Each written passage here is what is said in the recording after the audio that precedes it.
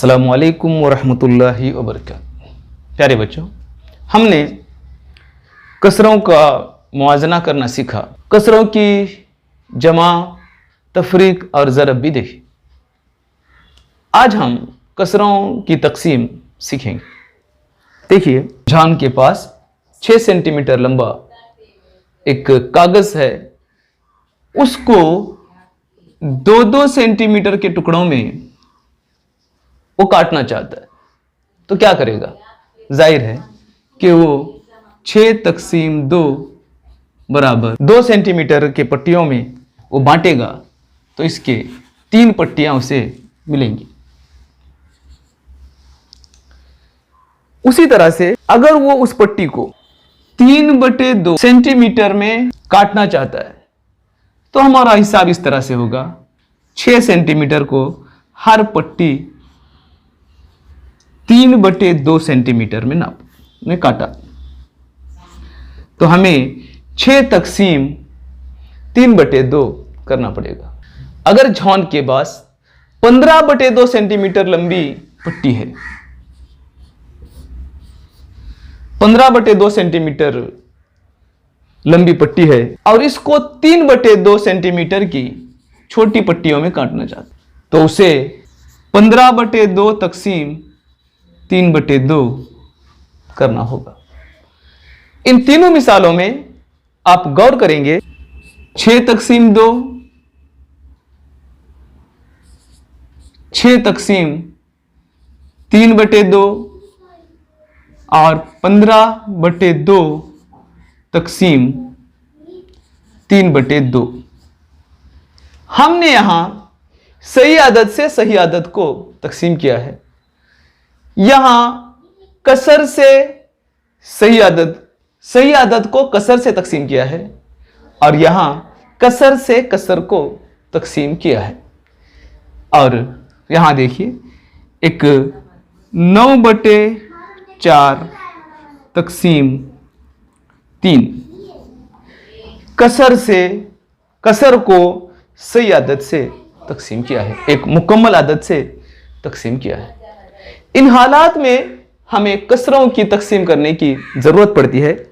हम देखेंगे कि किस तरह से कसरों को तकसीम किया जाता है। एक चीज़ को 2 मसावी हिस्सों में बांटना है, तो हम इस तरह से करेंगे, 1/1/2,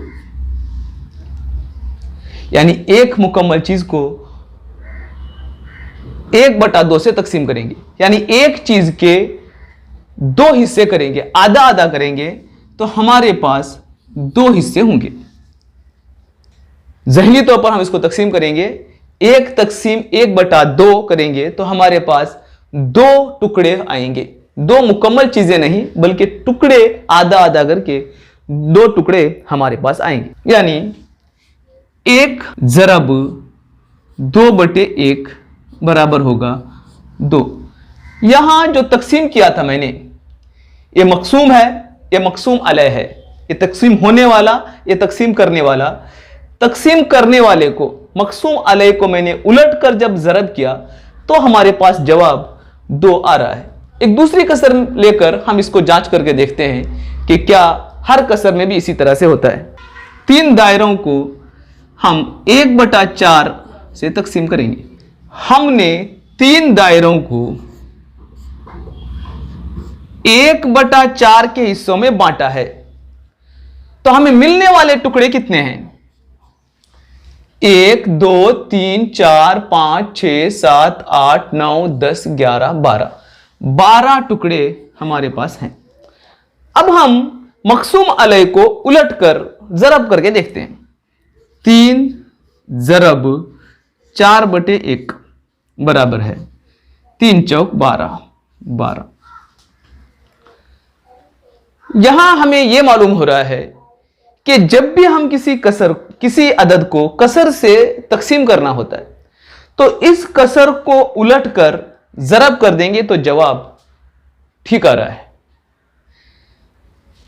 इस कसर को जो उलट कर हम लिखते हैं, उसको कसर का मकलूब कहते हैं, मकलूब कसर कहते हैं। हम देखेंगे कसरी अदद का मकलूब क्या होता है हम सबसे पहले देखेंगे। एक कसर दी गई है 3/5, इसका मकलूब होगा 5/3।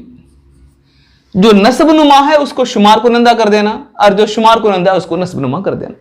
इन दोनों का हासिल ज़रब 3/5 ज़रब 5/3। इसको सबसे पहले मैं ज़रब के उसूल से ही करके बताता हूं। 3 पंचे 15, 3 पंचे 15, यानी एक चीज के 15 हिस्से बनाकर 15 लिए गए हैं।